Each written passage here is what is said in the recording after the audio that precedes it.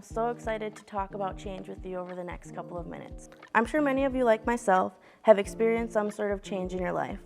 We don't listen to the same music we used to listen to a few years ago, our styles have evolved, and most of us probably look a little different than when we were children. There is change that we can be excited about. However, there is also change that can create some anxiety within us. We can walk through unexpected changes such as injury, financial struggles, getting cut from a team, or even failing a class. Those unexpected changes that we experience is what we're going to be focusing on today. A famous philosopher by the name of Love says, changes. They might drive you half insane. It doesn't matter how old you are, how much money you have, where you live, if you're famous or not, unexpected change affects all of us. And because of that, we need some sense of stability. We all want something that stays the same no matter what. Some place, person, or group that we know will be there for us when nothing else feels secure. Many of us have considered family to be that safe and stable thing in our lives. But for others, family has never been that safe and stable environment. Whether your families have created that space for you or not, we all expect it to be constant. Even if it isn't, deep down, we want our family to be our safe and stable environment.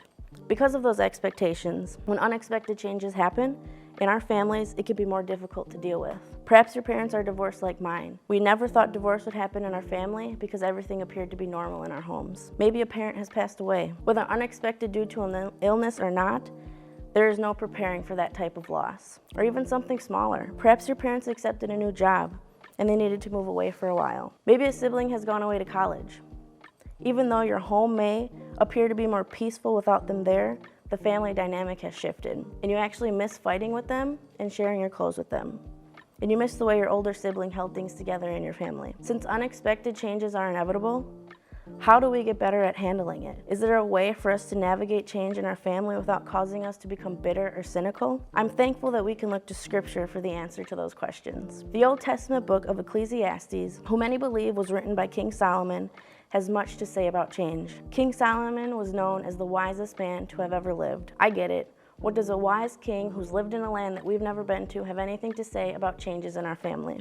In Ecclesiastes 3, 1-8, King Solomon talks about some things he's observed throughout his life. For everything there is a season, a time for every matter under the sun, a time to be born and a time to die, a time to plant and a time to pluck up what is planted, a time to kill and a time to heal, a time to break down and a time to build up, a time to weep and a time to laugh, a time to mourn and a time to dance, a time to cast away stones and a time to gather stones together, a time to embrace and a time to refrain from embracing, a time to seek and a time to lose, a time to keep and a time to cast away, a time to tear and a time to sow, a time to keep silence and a time to speak, a time to love and a time to hate, a time for war and a time for peace.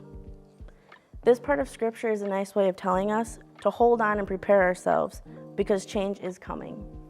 Nothing stays constant. The experiences that we have today will look completely different tomorrow. If you're like myself, who becomes easily overwhelmed and anxious with the changes that we are experiencing and doing everything in our power to try and hold things together, join me in lifting our hands and giving God control because we serve a God that never changes. Nothing that happens is a shock to God. He knows that good and bad experiences will show up in our lives. He knows that neither of those good and bad things will last forever. We do have a promise from God, and I know many of us wish that promise entailed that none of us would have to go through difficulties in our lives, but unfortunately, that isn't the case. In the book of Isaiah, we can look to see how God made a promise to the people of Israel. There isn't a set time frame as to when the book of Isaiah was written, but many believe it was written when the people of Israel were in trouble and held in captivity in Babylon, or they were coming out of exile in Babylon. In other words, things weren't going great for God's chosen people. All of a sudden, everything that felt safe and secure to them no longer did, because they were forced to leave their homes and live with people who spoke a different language than them, worshiped different gods, and were hostile to their way of life. Even in the midst of all of that unexpected change, God said to his people in Isaiah 43:2, "When you pass through the waters, I will be with you, and through the rivers, they shall not overwhelm you.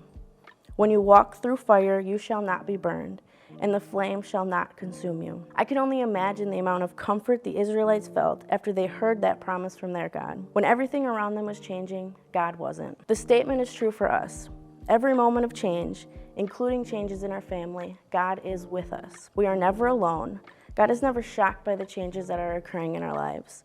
And if He's promised that He would be with us, that may be exactly what we need. Since we aren't able to prevent things around us from changing, how are we to walk through change gracefully? We can change the way we look at change, adjusting our mindset, thinking, attitude, and perspective. Think of it like this. When someone moves out, your mindset matters. When someone moves in, your mindset matters. External circumstances cannot be controlled, but we can work on our attitude and perspective.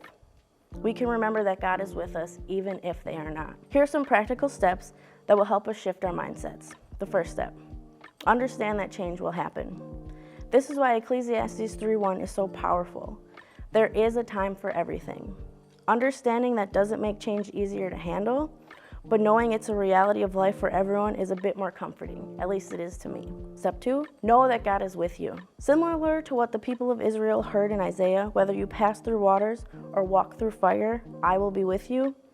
Whatever change you are facing in your family, God is right there with you, and He will never leave you alone. Step 3, trust that God can use the change to change you. God can use anything for our good.